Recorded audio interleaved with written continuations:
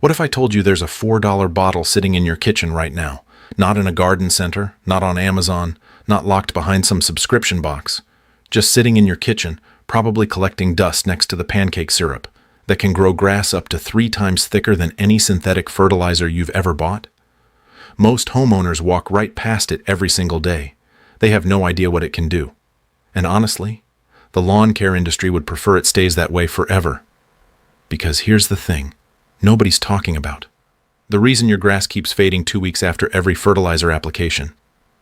That cycle you've probably been stuck in for years. It's not because you're using the wrong fertilizer. It's not because you need a more expensive product. It's because you've been feeding the wrong thing entirely.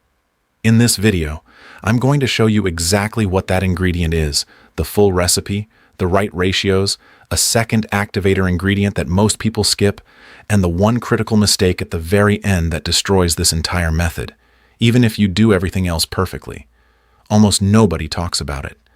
It's not what you'd expect, and it could be the reason this hasn't worked for you before. Stay with me, because this changes everything. All right, let's cut right to it. The ingredient is blackstrap molasses. You can buy it at any grocery store in America for under $4. It sits right there in the baking aisle, next to the syrups and the cornstarch. Most people grab it once for a batch of cookies or a barbecue sauce, and they never think about it again. It just sits there. But used the right way, on your lawn, it outperforms almost every store-bought lawn fertilizer on the market. And I know how that sounds. I know some of you are skeptical right now. That's fair. So before we get into the recipe, let me explain the science, because once you understand why this works, you'll never look at a bag of synthetic fertilizer the same way again. Here's the truth. Nobody in the lawn care industry tells you. Grass doesn't eat fertilizer. Not the way you think it does. See, most of the nutrients your grass actually uses don't come directly from a bag you spread across the yard. They come from bacteria and fungi. Billions of microscopic organisms living in your soil. These microbes are the real workers. They take organic matter, break it down, and convert it into forms that your grass roots can actually absorb. They're like a massive invisible workforce operating just a few inches below your feet, 24 hours a day. When the soil beneath your lawn is rich with these microbes, your grass thrives. It's thick, it's deep green, it recovers fast, it handles drought better. The whole system works. But when those microbes die off, no amount of fertilizer will save it. You can dump the most expensive product on the market onto dead soil, and your grass will still struggle because there's nothing alive down there to process it. Now here's where synthetic fertilizers become part of the problem. Most store-bought fertilizers are salt-based chemicals. They give your grass a quick green up. Maybe 10 days, maybe 2 weeks. Your neighbors notice. You feel good about it. But underneath the surface, those same salt-based chemicals are dehydrating and killing off a huge portion of the soil microbes living in the top few inches of your turf. The very organisms your lawn depends on, getting wiped out with every application. So the cycle goes like this. You fertilize. Your grass greens up briefly. The microbes die. The soil gets weaker. The grass fades faster than last time. You go back to the store, buy another bag, and the cycle repeats. You're not fixing the lawn. You're renting green grass while slowly degrading the soil underneath it. Blackstrap molasses does the exact opposite. Here's what it actually is. When sugarcane gets processed into table sugar, all the sugar gets stripped out. What's left behind is blackstrap molasses, the concentrated byproduct loaded with everything the refining process doesn't want: calcium, magnesium, iron, potassium, sulfur, B vitamins, trace minerals, the exact nutrients your grass needs. But here's the most important part, and this is the part the fertilizer bag doesn't tell you. It's not just the minerals. It's what the sugars in molasses do to your soil biology. The moment molasses hits the soil, the microbial population explodes. They double, then double again. Within just a few days, soil that was barely alive becomes biologically active. You're not just feeding your grass. You're rebuilding the ecosystem underneath it. Texas A&M's Agricultural Extension has published guidance on this. Soil science departments at Cornell and Ohio State have documented it for decades. This isn't fringe gardening theory. This is basic soil biology that got buried under 50 years of fertilizer marketing. Okay, Now let's build the recipe. The base is simple.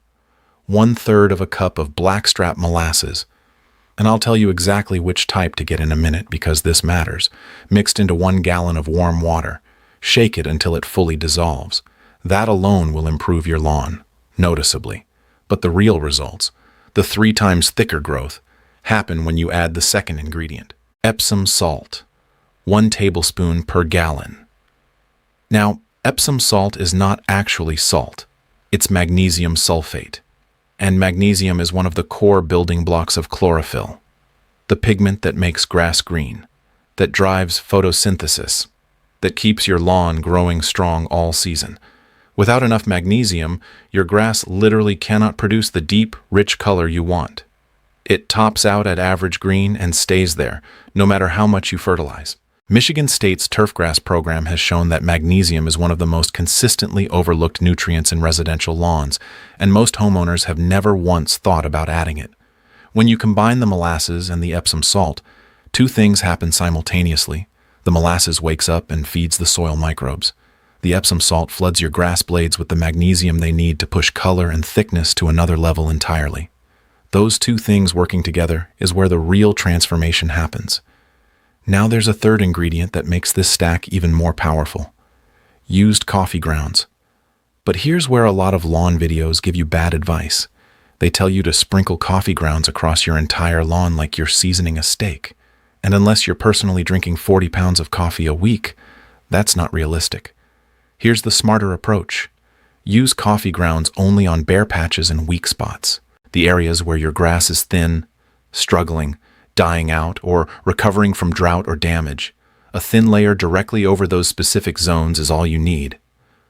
Coffee grounds contain about 2% nitrogen, plus they slowly break down and add organic matter exactly where your soil needs it most. Now, if you want to treat your whole lawn with coffee grounds, here's a tip almost nobody knows. Walk into any local coffee shop, doesn't matter which one, and just ask for their used grounds. They throw away pounds of them every single day. Most shops will hand you a 5-gallon bucket for free if you just ask. Some places even bag them up and leave them out for people to take. 0 cost. Better results. The Section 5, the full system. So here's the complete recipe, written out clearly. 1/3 cup of blackstrap molasses, 1 tablespoon of Epsom salt. Mix into 1 gallon of warm water. Shake until fully dissolved. Attach a hose end sprayer and apply across the lawn. For weak or bare patches, lightly cover them with used coffee grounds before you spray. Total cost, under $4 per application. Total time, about 20 minutes, start to finish. And this is for the kind of results you'd normally pay a lawn service $50 to $100 a month to deliver. Now here's something critical. The recipe is only half the equation. The timing and method are what actually deliver results. A lot of people do the recipe right and still don't see results because they skip this part. First, never apply in the middle of a hot, sunny day. Direct sunlight evaporates the active ingredients before they can soak into the soil. Always apply between 6 and 8 in the morning, or after 6 in the evening. The cooler the ground, the better the absorption. Second, soil temperature matters. The microbes you're feeding only become active when the top 3 inches of soil reach about 55 degrees Fahrenheit. In southern states, you can apply almost year-round. In northern states, mid-April through mid-September is your safe window. Third, water lightly within an hour of application, just a 1/4 inch. Barely enough to see the surface get wet. You're not washing the mix away. You're moving it from the grass blades down into the root zone where the microbes live and where it does its work. Fourth, frequency. Apply every 3 weeks during the growing season. That works out to about 6 applications per year for most regions. More than that, and you're actually working against yourself. The microbes need time between feedings to process what you've given them and multiply properly. Fifth, raise your mower deck. This one surprises people, but it's huge. For cool season grasses like fescue and bluegrass, you want 3.5 to 4 inches. For warm season grasses like Bermuda and zoysia, 2.5 to 3 inches. Taller grass shades the soil. It holds moisture. It protects the microbial population you've spent weeks building. Scalping your lawn is one of the fastest ways to undo everything this system is building. Sixth, leave your clippings on the lawn. Bagging your clippings is one of the most damaging habits in modern lawn care, and almost everybody does it. Grass clippings return up to 30% of the nitrogen your lawn needs every single year, completely free, just by letting them fall back onto the turf. Stop bagging them. When you stack all of this together, the recipe, the timing, the light watering, the mowing height, the clippings, you create a self-reinforcing soil ecosystem. Every application builds on the last one. Because the microbial population is larger each time, the results compound.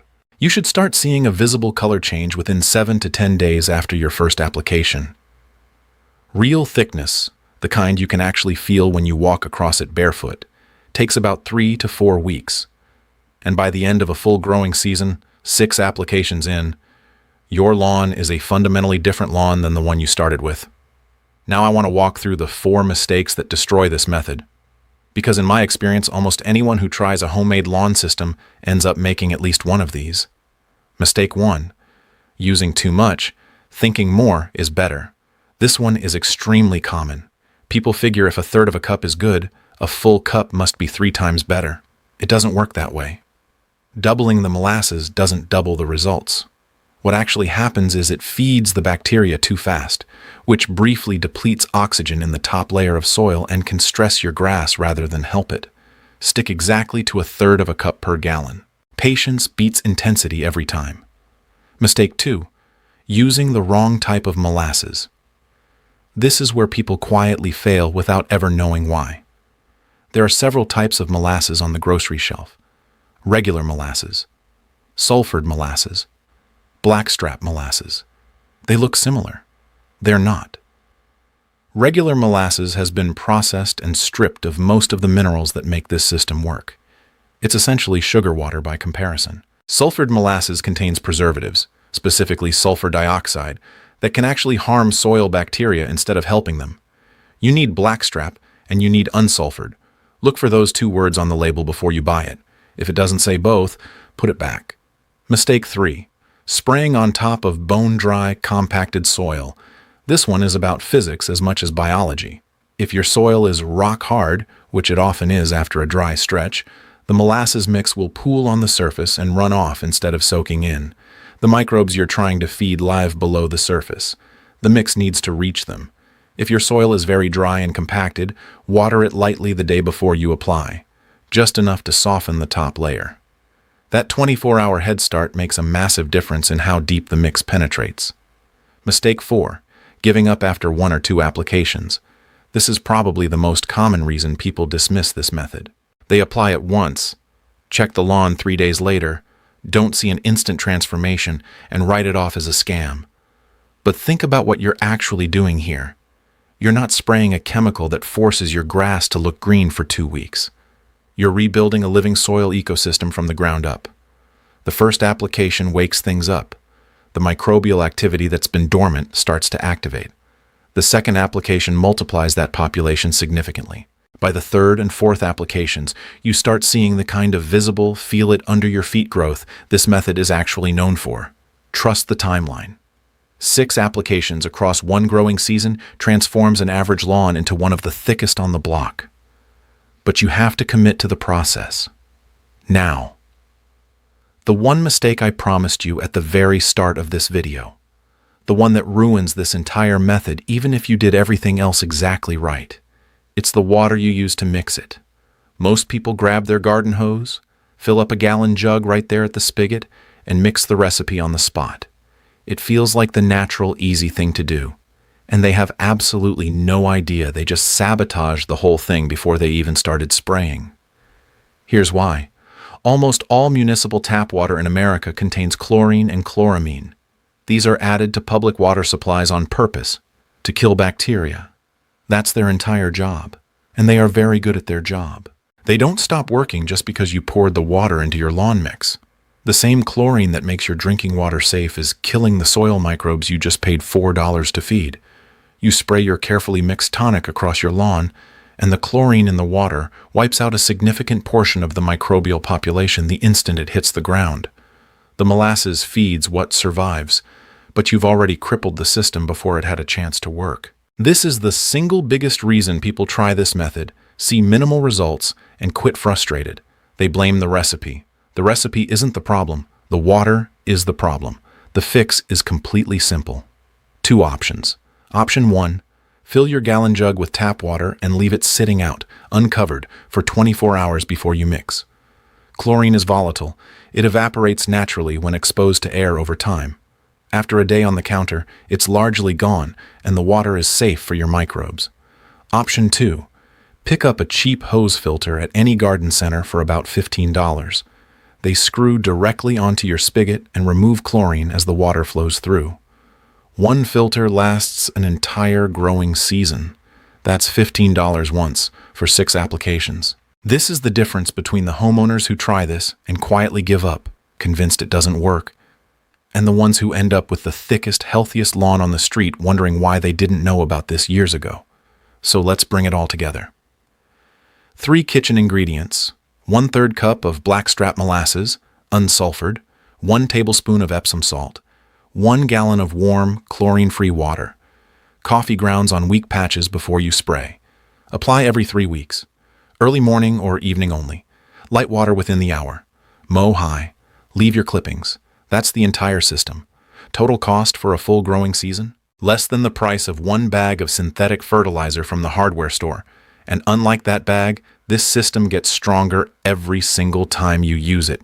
If you've been stuck in the 4-step bag program, spending money every spring and watching the results disappear by July, this is the way out. By the end of 1 full season, the lawn under your feet will be a completely different lawn than the one you started with. If this opened your eyes to something that's been hiding in your kitchen this whole time, do one thing for me. Hit that like button so more homeowners can find this video.